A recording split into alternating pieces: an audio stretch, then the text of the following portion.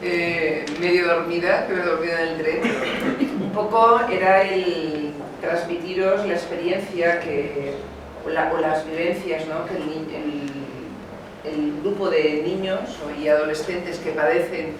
A mí me gusta no hablar de fibromialgia en el niño, yo creo que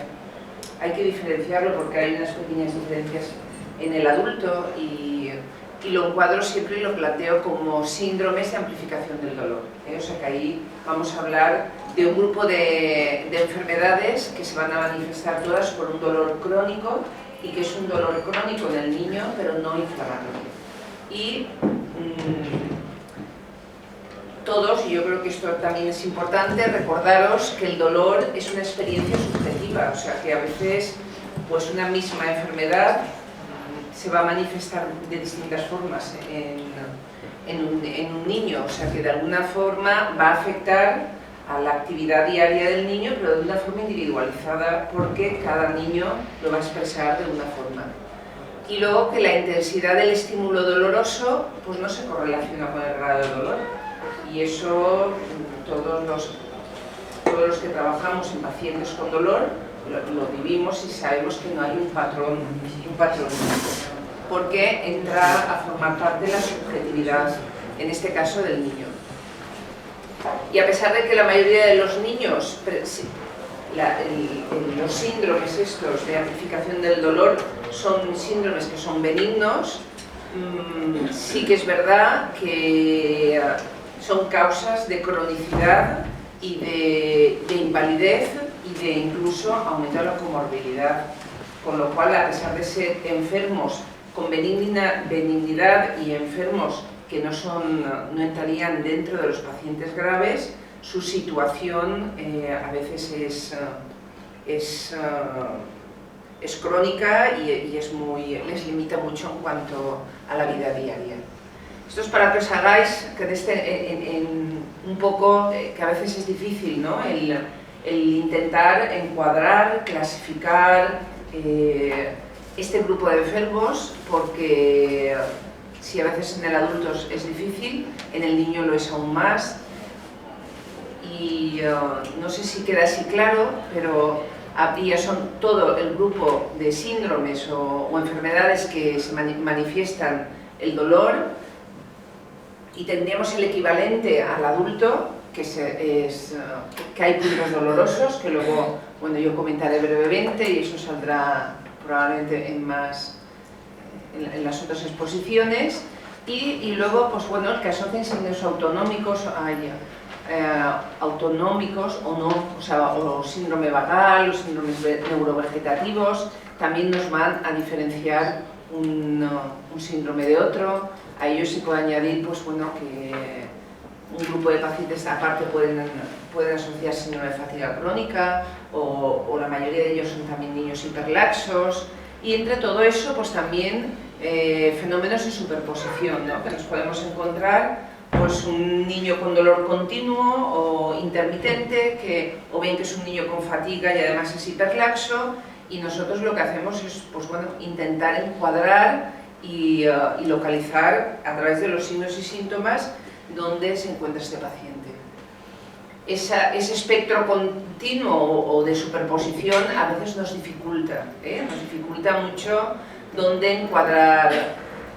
Por una parte podemos encontrarnos con un niño con puntos dolorosos, con un dolor continuo, como os he comentado antes, constante, en otros niños no, que se acompañen de signos autonómicos o no, en fin, que intentamos ver que os situéis en la situación de estos niños.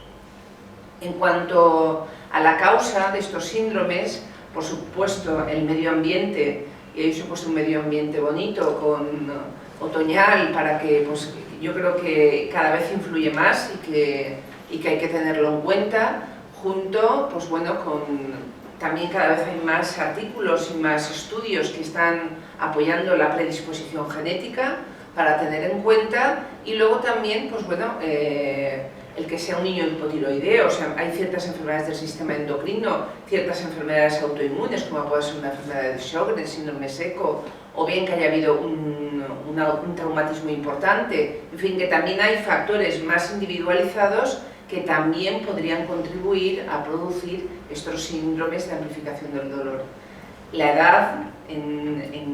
son un grupo de enfermedades que nosotros vemos más hacia la adolescencia, probablemente más en niñas, y que el estrés o distrés psicológico yo creo que es un factor importante. A veces a estos niños se les suele decir, mira, en vacaciones mejoran. Qué morro, ¿no? Como que, pues es que es verdad, o sea, los niños, este tipo de niños, cuando el factor estrés, de exámenes, de horarios, de ir, se les quita, mejoran, ¿eh? En cuanto a las características epidemiológicas, pues como os he comentado, efectivamente el 80% son niñas, es una enfermedad de un nivel socioeconómico alto, probablemente estos síndromes, si nos bajamos a África o al tercer mundo, pues a nadie le preocupa este grupo de enfermos, porque realmente son enfermedades nuestras, de nuestro nivel social, y la edad media, pues como veis, es raro en menores de 8 años, y en nuestra consulta puede suponer entre un 25 o un 30% de pacientes. Como datos clínicos a destacar en ellos, así en general, pues en ocasiones, como os he comentado antes, puede haber un traumatismo inicial que puede ser recordado o no recordado, hay hiperalgesia cutánea, hay signos autonómicos como puede ser frío, edema, cianosis, que pueden ser todos transitorios. En ocasiones hay interdependencias con las imágenes paternas, más que con la materna, pero también en la materna también lo vivimos. Personalidades como la vela indiferencia, o bien personalidades muy maduras en la que hay, pues bueno, una hiperresponsabilidad en cuanto a ser buen estudiante, buenas notas, actividades extraacadémicas, suelen ser niñas muy perfeccionistas, muy serviciales, etc. También, en función un poco de los subgrupos que os he comentado antes, cuando hay puntos dolorosos, que ahora lo comentaremos, pues suelen asociar también fatiga. Cuando hay signos autonómicos, hay dolor en una extremidad, normalmente recuerdan a partir de qué momento empieza el dolor. Hay un comportamiento adecuado al dolor. Adecuado al dolor es que hay una reacción, lo mejor extremadamente, cuando tú tocas el brazo. Nosotros recientemente hemos vivido un hombro doloroso, que es, bueno, una cosa, o sea, que realmente son niños que necesitan además muchísima analgesia, y a pesar de ello conseguir que el hombro mejore en cuanto al dolor es difícil. Y luego, pues bueno, cuando no hay signos autonómicos, no recuerdan el inicio del dolor. A diferencia del anterior, hay varias zonas afectas, puede ser la espalda, puede ser la zona paraesternal, puede ser mandibulares, y la presentación pueden ser intermitentes, en ocasiones relacionada con el estrés, y luego pues el estar hipervigilantes, ¿no? O sea, que son niños que interpretan las sensaciones corporales normales como dolorosas, o sea que de alguna forma sí que hay una exaltación, una hipersensibilidad al dolor que es bastante común en todos ellos.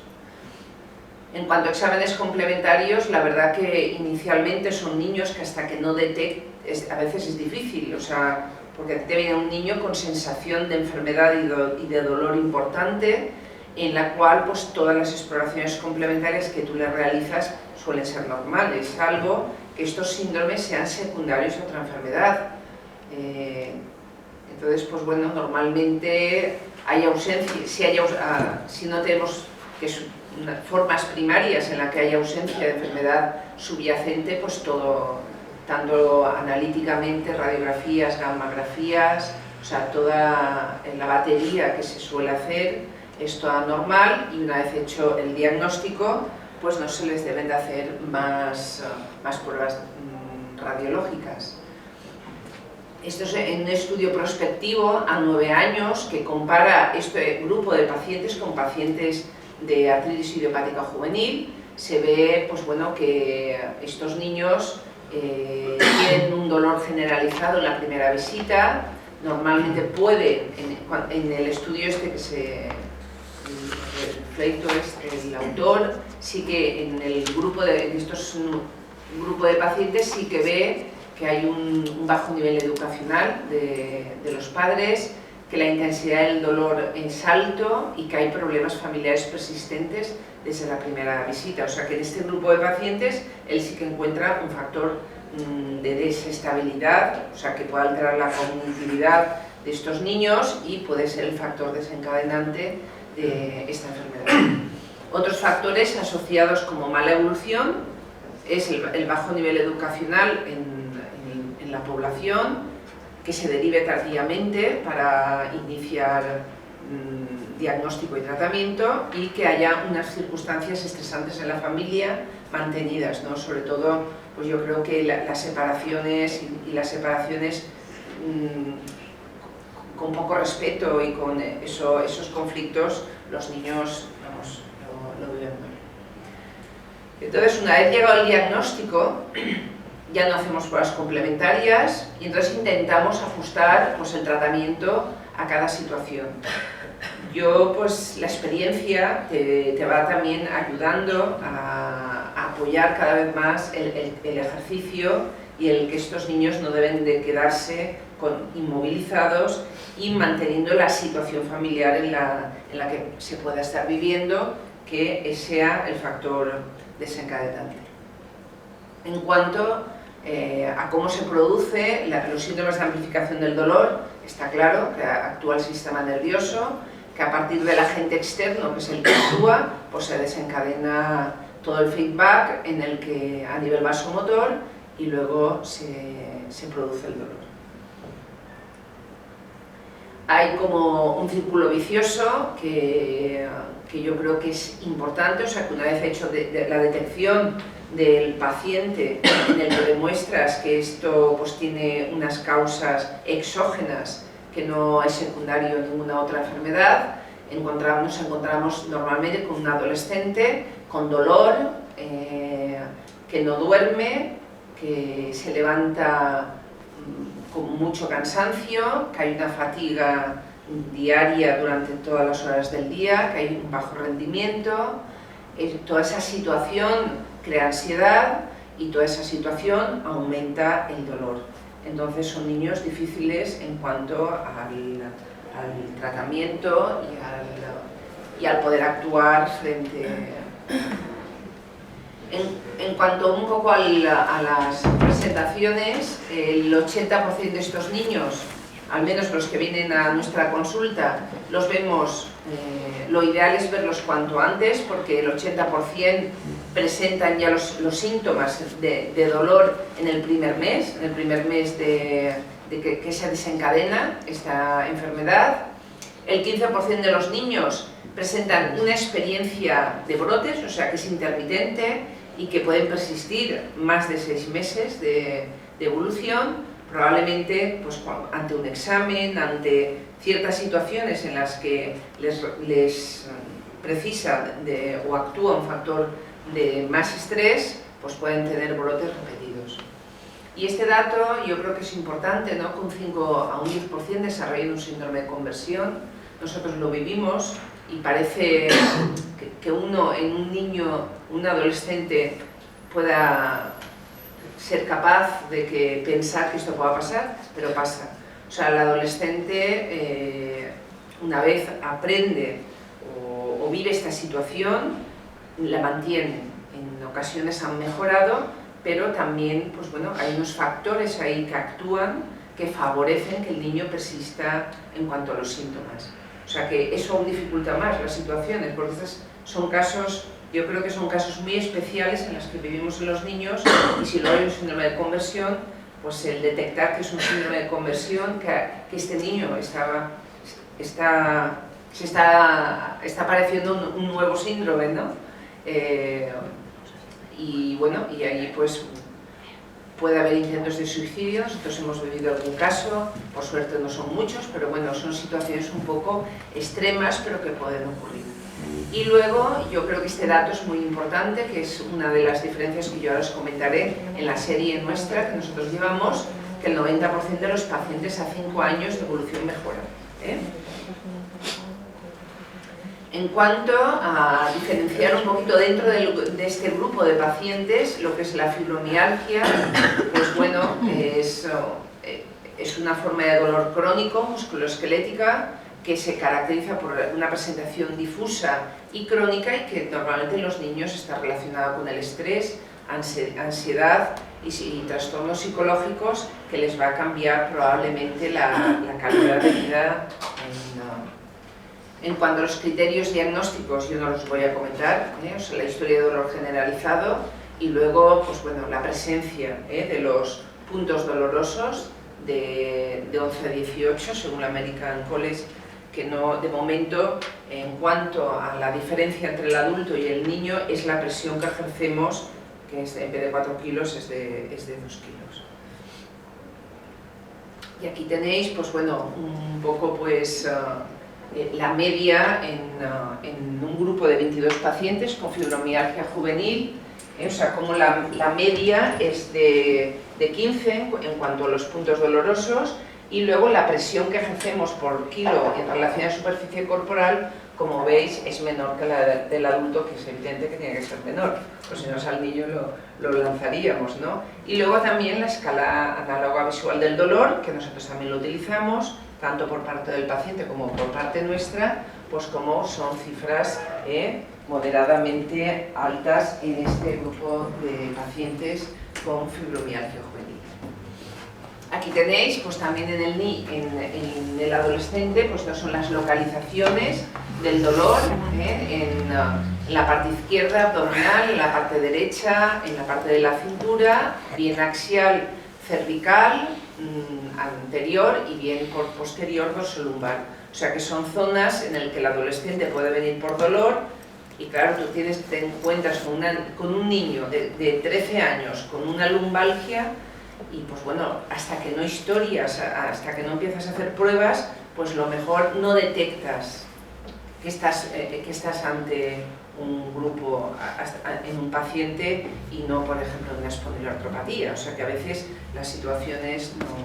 no son fáciles. Aquí tenéis las zonas pues, más frecuentes que manifiestan el dolor mantenido en los niños. La principal, como veis, es la localización lumbar, también la cervical, también los hombros, caderas, en manos, en rodillas, en tórax anterior, sobre todo en la zona external, en pies, en codos, tobillos y muñecas. Entonces, pues esto a veces es difícil. O sea, un niño que te venga con dolor de rodillas de 1 mes de evolución o de 6 meses de evolución intermitente y que tú tengas que confirmar que este niño es una fibromialgia. A veces es difícil. Yo creo que a diferencia, bueno, ahora lo comentaré en 2 o 3 imágenes, las pequeñas diferencias que existe en cuanto al adulto. O sea, en la juvenil predomina principalmente la fatiga, el sueño, o sea que son niños que evidentemente no duermen bien, que asocian rigidez y que además pueden acompañarse de cefalea, de dolor abdominal y de cambios de coloración, de edema en las manos. Aunque no se ve bien, yo creo que es un dato que es importante, o sea que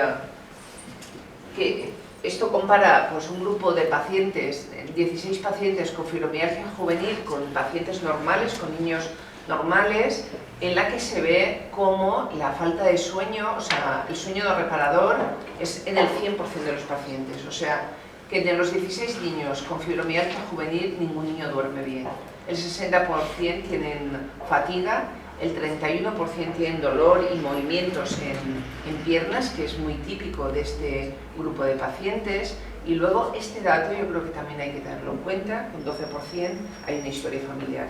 Que eso a veces es bueno y es malo, porque te encuentras también en muchas situaciones que los padres ya como que predisponen la situación, ¿no? Es que no, yo tengo una fibromialgia y mi hijo también la tiene. No, no es así, ni debe ser así. Bueno, pero la literatura nos está referenciando que en un 12% de los casos puede ser. Y luego, pues bueno, en este grupo, en relación también al grupo control, pues el movimiento, las piernas inquietas o dolor en piernas, que es una de las características que estos niños refieren, yo creo que nos pueda reconducir a pensar en estas entidades. Entonces, dado que sí que parece ser muy importante el factor sueño en este grupo de pacientes, pues sí que hay factores que influyen en el sueño, en el trastorno del sueño, en la fibromialgia juvenil,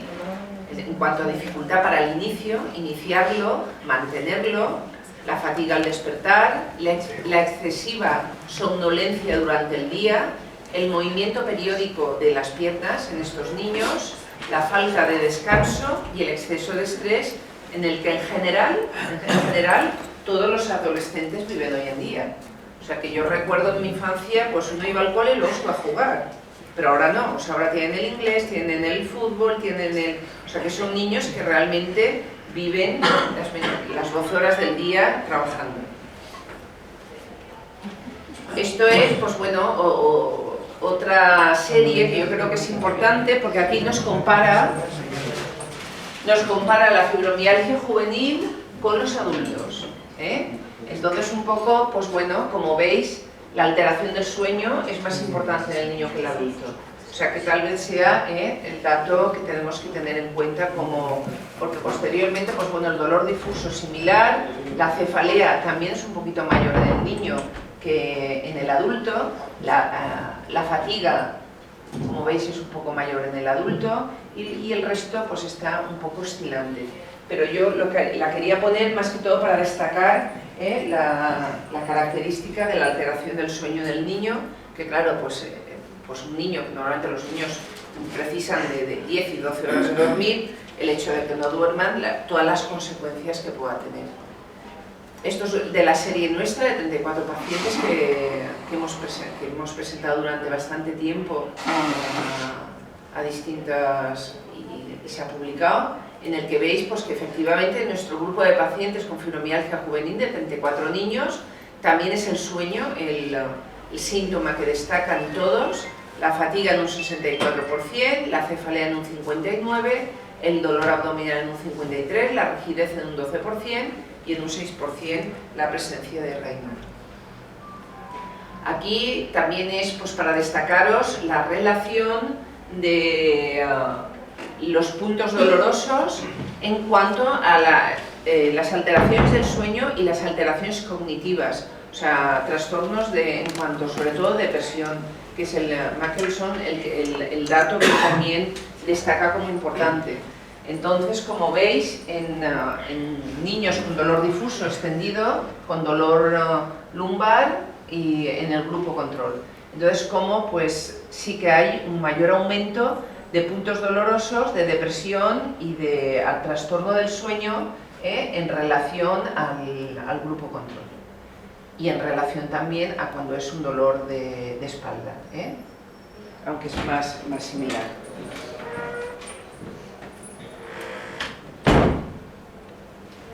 Y aquí tenemos pues también datos, síntomas, trastornos está aquí el psiquiatra, pues que esto a lo mejor lo puede... Pero en fin, también estas series también nos demuestran que efectivamente sí que hay en el grupo con dolor extendido, dolor difuso, un mayor aumento de ansiedad, un problema de atención, una personalidad con mayor agresividad en relación a los otros grupos que como veis, sobre todo el grupo control, son diferencias estadísticamente significativas. Y aquí yo creo que estos datos también son importantes, aunque no es para que os fijéis vosotros en el número, pero compara pacientes con fibromialgia juvenil, pacientes con cáncer, pacientes con enfermedad inflamatoria y niños normales, ¿no? Y cómo ves que el paciente con fibromialgia juvenil, en cuanto a las escalas de calidad de vida, son peores que un paciente con cáncer o un paciente con artritis idiopática juvenil, por ejemplo, cuando realmente son enfermedades inflamatorias o un paciente con cáncer, pero que realmente la calidad de vida de estos niños está afectada y de una forma considerable. Aquí tenéis pues, cómo valoramos nosotros a estos niños, o sea, pasamos los puntos dolorosos, una vez diagnosticado, una vez iniciado tratamiento, vamos valorando el recuento de puntos dolorosos, tenemos esta hoja donde vamos anotando cómo van evolucionando, cómo van disminuyendo, y la escala analógica visual, como también va mejorando en la medida que damos el tratamiento. En cuanto a tratamientos, estos son de la serie de un grupo de pacientes, de los 38 pacientes, pues un grupo, o sea, el 60% tuvieron una respuesta buena, la ciclobenzaprina, pero yo creo que es fundamental el diagnosticar a estos pacientes y un poco pues, que tengan un apoyo en cuanto a estrategia del tratamiento del dolor. Nosotros tenemos una psicóloga clínica que nos ayuda y yo creo que está haciendo mucha labor en este grupo de pacientes. Tenemos también a Marta, que es una fisio que está en la piscina de Campanar y trabaja mucho con ellos en el ejercicio acuático. Y un poco, pues bueno, yo creo que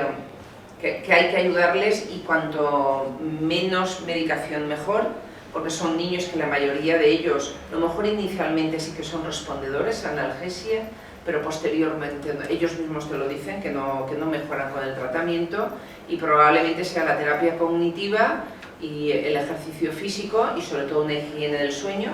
y ayudarles a localizar los problemas donde están para ayudarles a mejorar. En cuanto al seguimiento, pues ahí tenéis distintas casuísticas, como veis las nuestras, a 48 meses el 65% de los pacientes nuestros mejoraron y eso coincide con el grupo de Busquila en los turcos, en el que también pues, un 73% de los pacientes presentaron mejoría. Diferencia a esta serie, como veis también los resultados son un poco, pues bueno, en Madison el 69% de los pacientes de él no presentan mejoría. Esto solamente comentaros, el síndrome miofascial pues es un síndrome doloroso, regional, es infrecuente, nosotros solemos vivirlo poquito en los adolescentes, que a la palpación un porcentaje de ellos también van a asociar puntos dolorosos. Y en cuanto al tratamiento, siempre hay que localizar los factores externos que pueden actuar con el desarrollo de la enfermedad y suelen resolverse y no suelen haber recidivas. La hiperlaxitud es, yo creo que un 40% de los niños son hiperlaxos, pero sí que nos encontramos que el paciente hiperlaxo va a asociar con más frecuencia, como veis aquí en esta serie de 338 niños escolares, más frecuencia de fibromialgia y de fatiga crónica, cuando hay una hiperlaxitud ligamentosa de base. En cuanto al síndrome de fatiga crónica, pues sobre todo en adolescentes con fibromialgia o fibromialgia con fatiga, o sea, se solapan muchas veces, junto con la hiperlaxitud. Por ejemplo, en esta serie de 27 niños con síndrome de fatiga crónica que fueron evaluados, el 29% asociaban una fibromialgia juvenil. Y en estos 8 niños presentaban pues, mayor dolor muscular, asociaban también síntomas neurovegetativos, asociaban alteraciones del sueño, aparte del síndrome de fatiga crónica, lo cual pues, bueno, también dificulta el manejo y sobre todo la calidad de vida de ellos. Y luego, en cuanto a que asocien el dolor regional, que asocia síntomas neurovegetativos, por ejemplo, la más típica es la distrofia simpático-refleja, normalmente suele ser pues un pie, una pierna o un brazo. Nosotros, la verdad es que era poco frecuente en los niños, pero últimamente la verdad es que lo estamos viendo ahora bastante. O sea, las inmovilizaciones, los traumatismos, hace que luego nos encontremos con este tipo de patología, pero que normalmente suele mejorar. Y ahora ya para finalizar, pues bueno, esto lo escribí yo para una editorial de la revista de reumatología española, pues comentaros que el niño y el adolescente con síndrome de amplificación dolor representa una población característica. Una es por la cronicidad del dolor, que junto con la alteración del sueño, que es mucho mayor que en el adulto,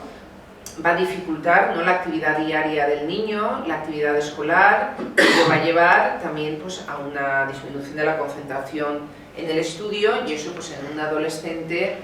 nos puede llevar a problemas importantes. Todo ello pues, se asocia visitas al pediatra, son niños que se remiten a distintas especialidades, no suelen ser diagnosticados en el tiempo que debería diagnosticarse, y luego la edad de estos pacientes, la mayoría, al ser adolescentes, pues aparte presentan características propias de la adolescencia. Y si en el adulto es una enfermedad problemática,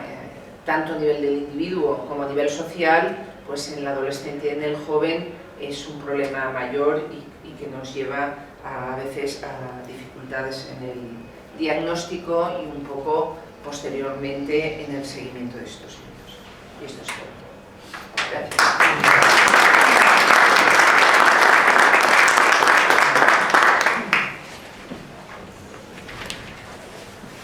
Si alguien quiere preguntar, yo creo